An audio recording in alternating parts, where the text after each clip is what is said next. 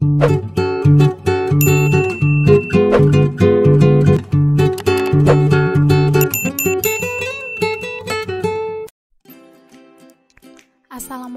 warahmatullahi wabarakatuh. Selamat datang di kelas biologi bersama Bunda Astri.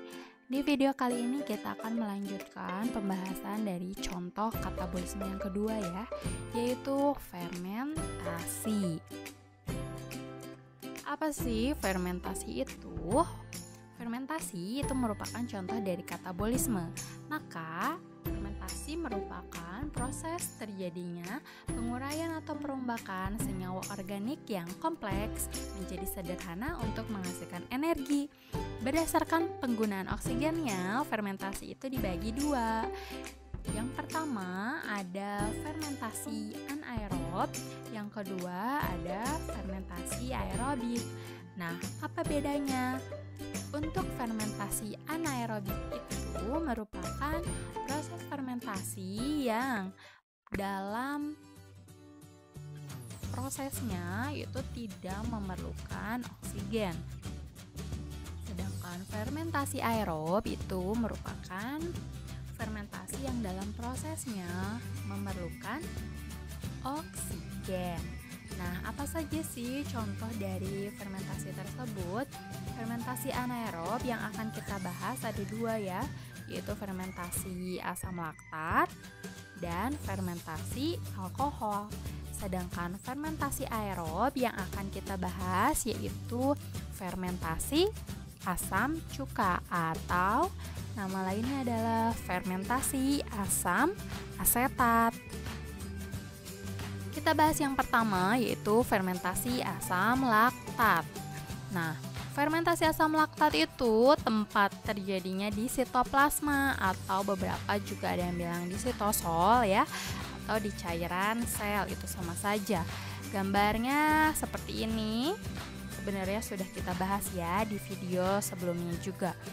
Lalu sifat dari fermentasi asam laktat tentunya adalah anaerob atau tidak memerlukan oksigen. Nah, pelakunya siapa nih yang bisa melakukan fermentasi asam laktat?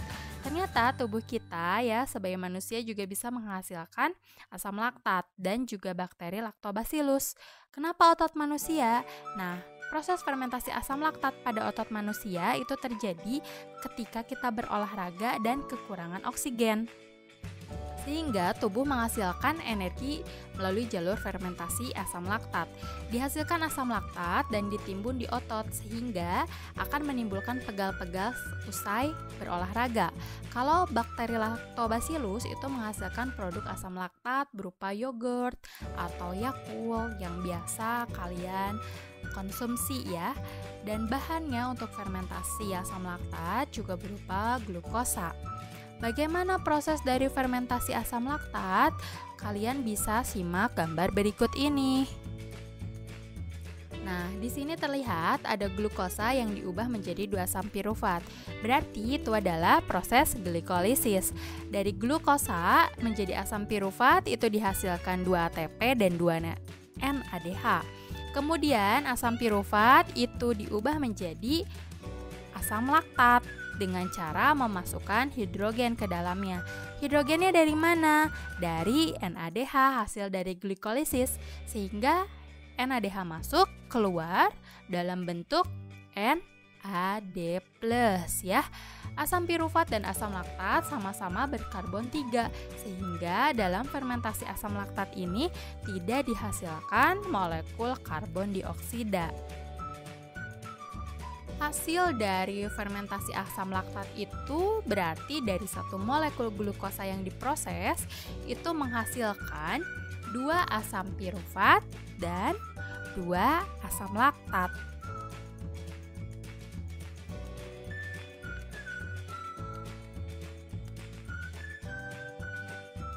Kemudian kita akan membahas fermentasi alkohol ya. Fermentasi alkohol ini tempat terjadinya juga di sitoplasma atau di sitosol atau disebut juga cairan sel ya.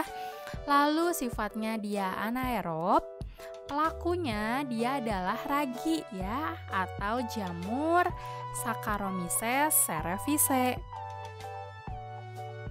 Bagaimana sih penampakan dari Saccharomyces cerevisiae itu? Silahkan simak gambar berikut ini. Nah, ini adalah gambar dari Saccharomyces. Dia merupakan jamur uniseluler. Lalu kalau yang biasa kita lihat di kehidupan sehari-hari itu bentuknya serbuk seperti ini ya. Dan ini merek-merek ragi yang ada di pasaran. Biasanya digunakan untuk roti, donat, atau bakpao. Bahannya untuk fermentasi alkohol juga berupa glukosa. Bagaimana proses dari fermentasi alkohol tersebut? Silahkan simak bagian berikut ini. Nah, untuk proses fermentasi alkohol tadi kan bahannya berupa glukosa ya. Jadi glukosanya itu mengalami glikolisis terlebih dahulu menjadi asam pirufat. Kemudian asam pirufatnya itu mengalami proses dekarboksilasi, yaitu pengurangan gugus karbon. Tadinya asam pirufat itu C-nya ada 3, kemudian berubah menjadi molekul berkarbon 2, yaitu asataldehid. Kemudian asataldehidnya itu berubah menjadi etanol dengan bantuan enzim alkohol dehidrogenase dan ion H+ dari NADH. NADH masuk, keluar menjadi NAD+, sehingga NADH-nya itu digunakan habis ya, sehingga tidak ada pada hasil. Hasil dari fermentasi alkohol itu ada 2 ATP, 2 etanol, dan 2 karbon dioksida. Kemudian yang terakhir kita bahas adalah fermentasi aerob berupa fermentasi asam cuka atau asam asetat. Tempat terjadinya itu di sitoplasma atau sitosol atau cairan sel.